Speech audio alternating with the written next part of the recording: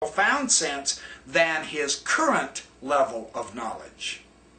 Classical Christian theism states man is limited now and he will always be limited forever. Mormonism does not teach that, and neither does the logic or the mathematics of infinity. This is so interesting how this really works out. Let me show you this. This is too good to lose. Now, it goes without saying that even in Mormonism, mortal man as we are right now cannot fully comprehend God. That's not the argument.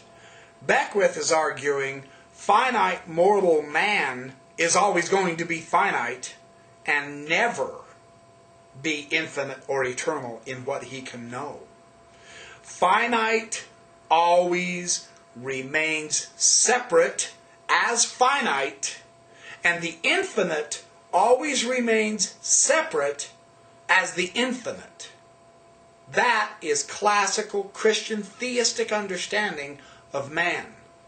But Beckwith isn't expounding the classical theism. He is arguing against Mormonism using infinity. So what is Mormonism's understanding of man, and how does that relate to infinity? Dr. Beckwith seems to think it contradicts. But that is because he is using the rules of finity to teach us about infinity, and you can't do that. It's another version of Zeno's paradoxes. The arrow in flight that never reaches its goal.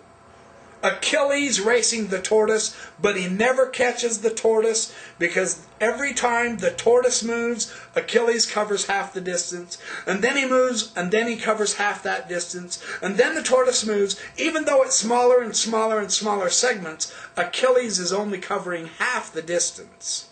Therefore, Achilles can never reach the tortoise. But we all know Achilles reaches the tortoise.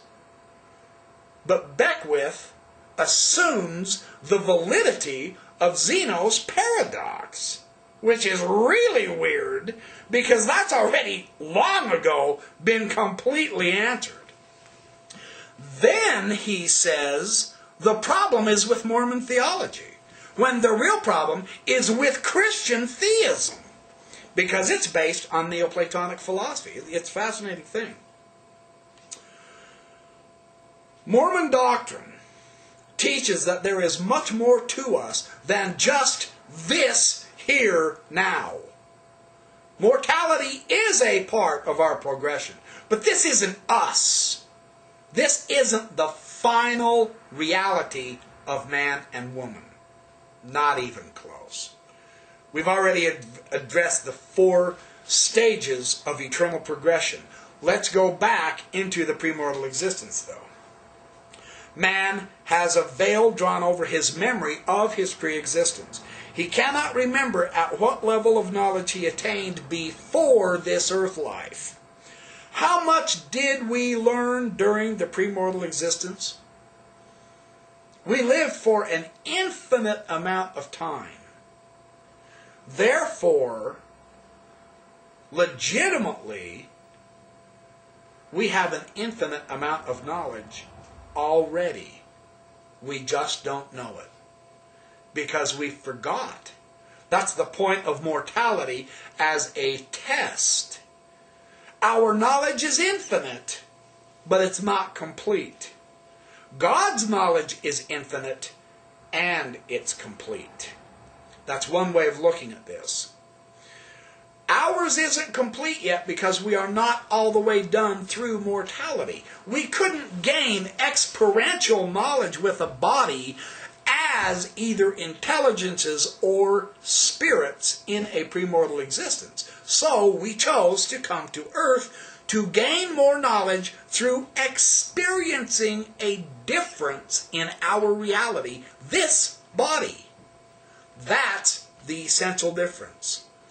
We are truly already infinite beings with infinite knowledge. With that idea in mind, the idea that a finite man cannot learn an infinite amount of knowledge is simply incoherent. Beckwith hasn't got a clue about what he's talking about when he brings in infinity with finite man. Because man is not finite. We're already infinite. That's the interesting paradox with Beckwith's critique of LDS theology. He obviously is not putting the LDS theology on the same term as itself. He is using his assumptions, and then he is refuting his assumptions, and then he's telling us we have to accept his conclusions. And that just ain't so. To kind of wrap this up with, I've made this series long enough already, but there is something very important to understand. We do not teach, we have never taught, because it's simply not true, regardless of what the Christian theists claim, we have never taught that we acquire our infinite knowledge or our infinite power, everything we inherit from God or as joint heirs of Jesus Christ, as Paul taught, we do not do on our own accord. It is not done without gaining the attributes of God who shares them. It's not like we're doing this independently without God. Because actually, we are a part of the family of God. So we never do it without His help. And so it's not a matter of pride. It's not a matter of us being egomaniacs and just wanting all this power so we can dominate everyone else. No. That's mortal thinking. That has nothing to do with it. The power is shared with us as it is used with the same mindset, with the same intentions as the already all-knowing, all-loving, benevolent deity, Him and herself.